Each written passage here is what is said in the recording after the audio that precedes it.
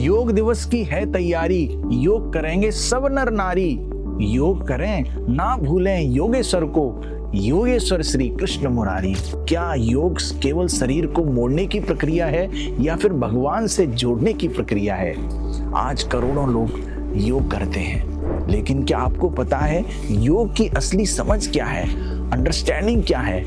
अगर योग केवल आसन या प्राणायाम होता तो भगवत गीता में कर्म योग, ज्ञान योग, भक्ति योग की क्यों चर्चा की जाती, जिसमें शरीर की कोई एक्सरसाइज नहीं बल्कि हमारे कार्य, हमारे मन की भूमिका होती है। और दूसरा प्रश्न, अगर शरीर स्वस्थ होने से मन शांत हो जाता तो योग करने वालों को तनाव क्यों है? आज हम योगा डे पर योग की एक ऐसी अंडरस्टैंडिंग आपको बताएंगे कि उससे आपको समझ में आएगा कि वास्तव में योग का मतलब क्या है। जो योग शब्द है वो संस्कृत के युज धातु से बना है, जिसका अर्थ होता है जोड़ना या फिर कनेक्ट करना।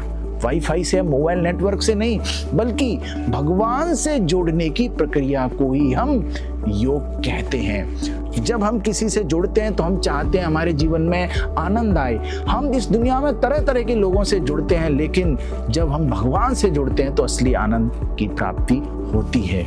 आज के इस समय पर एंजाइटी, स्ट्रेस है, ओवरथिंकिंग है, डिप्रेशन है, कंपैरिजन है, हम मन को कंट्रोल नहीं कर पाते हैं। और यही बात अर्जुन भगवत गीता में कहते हैं, चंचलम ही मना कृष्णा प्रमाथि बलभद्रणम तस्याहम निग्रह मन्ये वायुरेव सुदुष्करम। हे कृष्ण, मेरा जो मन है बड़ा चंचल है, हवा के वेग से भी ज्यादा मुश्किल है मन को कंट्रोल करना। आज हमारे पास Instagram notifications, YouTube reels, AI information overload है, तो हमारा मन कितना ज्यादा चंचल है। लेकिन आज की सबसे बड़ी समस्या शरीर की नहीं बल्कि मन की है।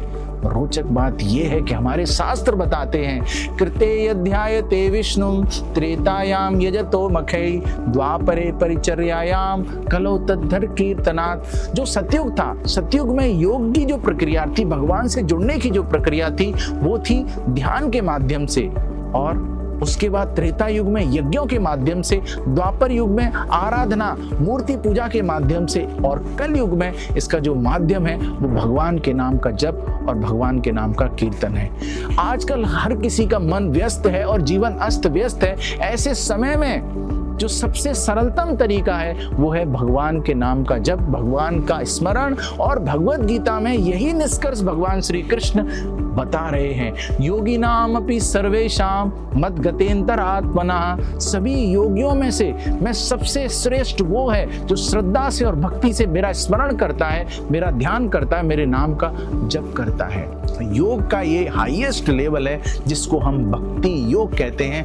मन को, बुद्धि को, आत्मा को, सबको शुद्ध करता है। और भगवत गीता में लिखा है, इंद्रियाणि पराण्याहु इंद्रियेभ्यः परा मना मनसस्तु पर बुद्धि ये बुद्धि पर सस्तु सह। इंद्रियों से ऊपर मन है, मन से ऊपर बुद्धि है, और बुद्धि से ऊपर है आत्मा। जब आत्मा को खाना मिलेगा, आत्मा को जब भक्ति योग मिलेगा, आत्मा को जब हरि नाम मिलेगा, तो मन और बुद्धि स्वस्थ हो जाएंगे। तो हम आपसे यही निवेदन करना चाहते हैं, ठीक है आप आसन कीजिए, प्राणायाम कीजिए, वॉकिंग कीजिए, एक्सरसाइज कीजिए।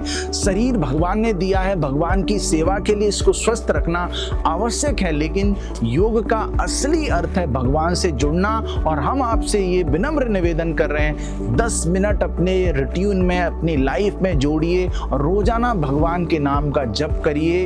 हरे कृष्ण कृष्ण कृष्ण हरे हरे, हरे राम राम राम हरे हरे। ध्यान पूर्वक सुनिए, जोर से बोलिए, और इसका जो सकारात्मक प्रभाव है अपने जीवन में उसको अनुभव कीजिए। आपका शरीर भले ही कितना भी फ्लेक्सिबल हो, लेकिन महत्वपूर्ण बात यह है कि आप भगवान से कितने कनेक्टेड हैं। और ये केवल इस कलयुग में भक्ति योग करके, मंत्र जप करके संभव है। तो आप जरूर हरे कृष्ण महामंत्र का जप करिए, इस मंत्र योग का अभ्यास करिए, और आपकी अनुभूतियां जरूर हमें कमेंट पर लिखकर बताइए।